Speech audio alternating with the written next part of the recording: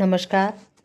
श्रीमुसी द्वितीयो भागः दशमकक्षायाः संस्कृतपाठ्यपुस्तकम् सप्तमः पाठः विचित्रः साक्षी। इसके प्रश्नाभ्यास देखते हैं। पहला प्रश्न है, एक पदेन उत्तरम लिखत।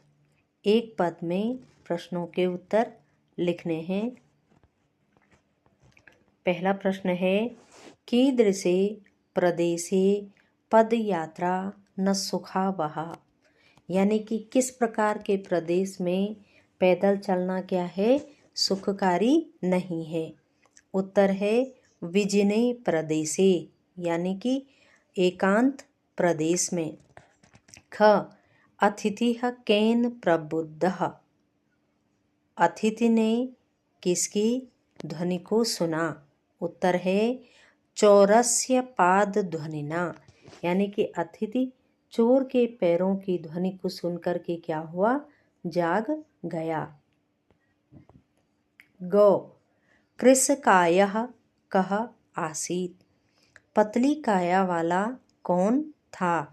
उत्तर है अभियुक्तः। घौ, न्यायाधीशः कस्मै कारागारदंडम आदिष्टवान, न्यायाधीश ने किसके लिए कारागार में दंड देने का आदेश दिया। उत्तर है आरक्षिणे। ग, कम निकषा मृत शरीरम आसीत्। उत्तर है राजमार्गम, यानी कि कहाँ से मृत शरीर वे लाए, तो कहाँ से लाए, राजमार्ग से। प्रश्न संख्या 2 है, अधोलिखितानां प्रश्नानां उत्तराणि संस्कृत भाषाया लिखत। इन प्रश्नों का उत्तर हमें क्या है, संस्कृत भाषा में लिखना है। पहला है, निर्धनः जनः कथं वित्तम् उपार्जितवान, निर्धन व्यक्ति कैसे धन को क्या करता था, उपार्जित करता था। उत्तर है निर्धनः जनः भूरि परिश्रम्य किंचित वित्तम उपार्जितवान, कि निर्धन व्यक्ति अत्यधिक परिश्रम करके ही कुछ धन को क्या कर पाता था, कमा पाता था। अगला है ख, जनः किमर्थं पदातिः गच्छति। उत्तर है जनः अर्थकार्येण पीडितः बसयानं विहाय पदाति गच्छति, यानी कि वह व्यक्ति पैदल क्यों जा रहा था, तो किस लिए जा रहा था, क्योंकि उसके पास क्या नहीं थे, बस का किराया देने के लिए पैसे नहीं थे। ग, प्रसरते निशान अंधकारे सह किम अचिंतयत।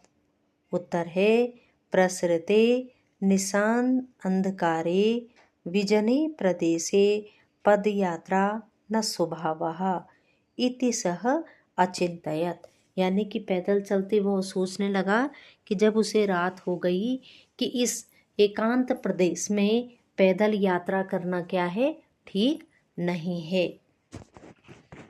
अगला है घ, वस्तुतः चोरः कः आसीत्, वास्तव में चोर कौन था।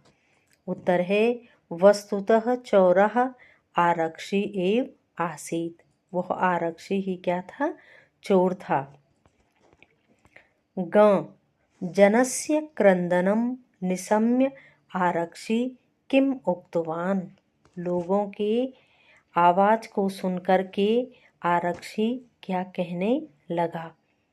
जनस्य क्रंदनम निशम्य आरक्षी उक्तवान, रे दुष्ट त्वया अहम चोरितायाः मंजुषायाः ग्रहणात् वारितः, इदानीं निजकृतस्य फलं भुस्व, त्वं वर्षत्रयस्य कारादण्ड लप्यसे इति। च, मतिवैभवशालिनः दुष्कराणि कार्याणि कथं साधयन्ति। उत्तर है मतिवैभवशालिनः दुष्कराणि कार्याणि नीति युक्तै च सम अवलंब्य लीलया एव साधयन्ति। प्रश्न संख्या 3 है रेखांकित पदम आधृत्य प्रश्न निर्माणम कुरुत। रेखांकित पदों से प्रश्नों का निर्माण करना है। पहला है पुत्रम दृष्टुम सह प्रस्थितः। तो पुत्रम की जगह उत्तर में क्या आएगा? कम दृष्टुम सह प्रस्थितः।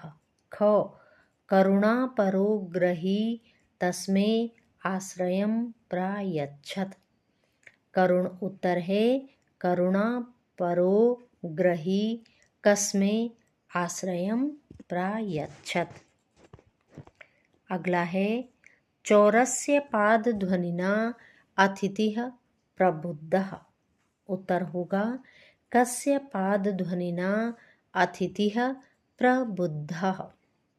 घ न्यायाधीशः बंकिमचन्द्रः आसीत्। उत्तर है न्यायाधीशः कः आसीत्। ग स भारवेदनया क्रन्दति स्म। उत्तर होगा सः कया क्रन्दन्ति स्म। अगला है चौ उभौ शवं सत्वरे स्थापितवन्तौ। उत्तर है उभौ शवं कुत्र स्थापितवन्तौ। प्रश्न संख्या 4 है यथा निर्देशम उत्तरत। निर्देश के अनुसार ही हमने प्रश्नों का उत्तर देना है।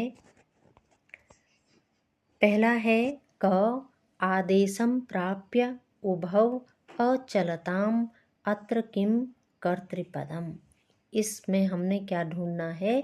कर्तृपद बताना है। तो कर्तृपद है इसमें उभौ। उभौ का अर्थ होता है वे दोनों।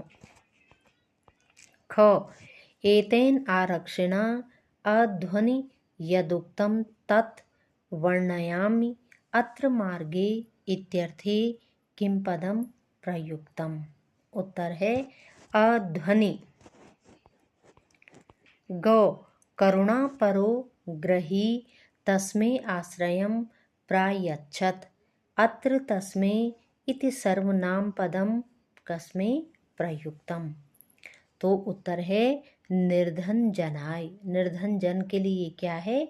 यह सर्वनाम पद प्रयुक्त हुआ है तस्मै। घ ततो असौ तौ अग्रिमे दिने उपस्थातुम आदिष्टवान्। अस्मिन् वाक्ये किम क्रियापदम। इस वाक्य में क्रियापद क्या है? तो उत्तर है आदिष्टवान्। ग दुष्करण्यापि कर्माणि मतिवैभवशालिनः अत्र विशेष्य पदम किम। इसमें हमने विशेष्य पद बताना है। तो उत्तर है कर्माणि। प्रश्न संख्या 5 है संधि अथवा संधि विच्छेदम च कुरु। संधि या संधि विच्छेद हमको करने हैं। पहला है पदातिरेव। इसका होगा संधि विच्छेद पदातिह धन एव। ख है निशान अंधकारे। इसका है निशाधन अंधकारे। ग अभिधन आगतम। इसकी संधि करनी है। तो उत्तर है अभ्यागतम। घ भोजन धन अन्ते भोजनान्ते। अगला है चौरो अयम। इसका विच्छेद है चौरह धन अयम। च ग्रह धन अभ्यंतरे। इसकी संधि होगी ग्रहाभ्यंतरे। छ लीलेव लीलया धन एव। प्रश्न संख्या 6 है कि अधोलिखितानि पदानि भिन्न भिन्न प्रत्ययान्तानि सन्ति तानि पृथक् कृत्वा निर्दिष्टानां प्रत्ययनाम्नाधः लिखत। यानी कि हमें जो ये पद दिए गए हैं इसमें हमने क्या करना है? प्रत्यय छांट करके क्या करने हैं, लिखने हैं कि ल्यप प्रत्यय वाले शब्द कौन से हैं, कत वाले कौन से हैं, कतवत वाले कौन से हैं और तुमुन वाले कौन से हैं। तो ये देखिए ल्यप प्रत्यय में है परिश्रम्य, विहाय, आदाय, समागत्य। कत में है प्रस्थितः, प्रविष्टः, नियुक्तः, मुदितः। कतवतु में है उपार्जितवान, पृष्ठवान, नीतवान, आदिष्टवान। और तुमुन में है दापयितुम, दृष्टुम, क्रोशितुम और निर्णयितुम। तो ये प्रत्यय वाला पूरा हुआ। अगला है प्रश्न संख्या 7। अधोलिखितानि वाक्यानि बहुवचने परिवर्तयत। इन वाक्यों को हमने क्या करना है, बहुवचन में परिवर्तित करना है। चलिए पहला है स बसयानम विहाय पदातिरेव गंतुम निश्चयम कृतवान। तो उत्तर है ते बसयानम विहाय पदातिरेव गंतुम निश्चयम कृतवन्तः। ख है चोरः ग्रामे नियुक्तः राजपुरुषः आसीत्। इसका बनेगा चोराः ग्रामे नियुक्ताः राजपुरुषाः आसन्। अगला है गौ कश्चन चोरः गृहाभ्यन्तरं प्रविष्टः। उत्तर होगा केचन चोराः गृहाभ्यन्तरं प्रविष्टाः। घ अन्येषु तौ न्यायालये स्वस्वपक्षं स्थापितवन्तौ। उत्तर है अन्येधुः ते न्यायालये स्वस्वपक्षं स्थापितवन्तः। फिर इसी का अगला भाग है कोष्ठकेषु दत्तेषु पदेषु यदा निर्दिष्टां विभक्तिं प्रयुज्य रिक्तस्थानानि पूरयत। यानी कि कोष्ठक में जो शब्द दिए गए हैं, जैसे पहले के कोष्ठक में दिए हैं कि ग्रह शब्द में हमें क्या जोड़नी है, पंचमी विभक्ति लगा करके शब्द बनाना है। और चलिए इसको देखते हैं। सह डॉट डॉट डॉट निष्क्रम्य बहिर्गच्छत। तो पंचमी विभक्ति लगाई हमने, तो क्या हुआ, सह गृहात निष्क्रम्य बहिर्गच्छत। पंचमी विभक्ति वहाँ पे होती है जहाँ कोई क्या होता है, अलग होता है।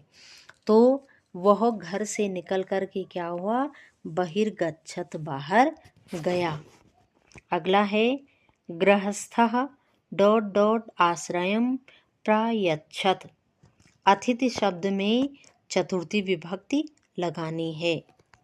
तो गृहस्थः अतिथि अतिथिथये आश्रयं प्रयच्छत। गो है तौ डॉट डॉट प्रति प्रस्थितौ। न्यायाधिकारिण शब्द में द्वितीय विभक्ति लगानी है। तो इसका क्या होगा, तौ न्यायाधीशं प्रति प्रस्थितौ। घो है डॉट डॉट चौर्या अभियोगे त्वं वस्त्रत्रयस्य कारादंडं लप्स्यसे। इदम शब्द में सप्तमी विभक्ति लगानी है। तो क्या होगा, अस्मिन् चौर्या अभियोगे त्वं वर्षत्रयस्य कारादंडं लप्स्यसे। तो अगला है गौ चौरस्य डॉट डॉट प्रबुद्धः अतिथिः। इसमें पाद ध्वनि शब्द में तृतीया विभक्ति लगानी है। तो उत्तर होगा चौरस्य पाद ध्वनिना प्रबुद्धः अतिथिः। तो पाद ध्वनि शब्द में हमने तृतीया विभक्ति लगा के पाद ध्वनिना हमारा बना है। तो ये आपका इस पाठ के प्रश्न उत्तर पूरे हुए। अगर आपको वीडियो अच्छा लगे तो ज़रूर लाइक और सब्सक्राइब कीजिएगा। इसी के साथ बहुत बहुत धन्यवाद।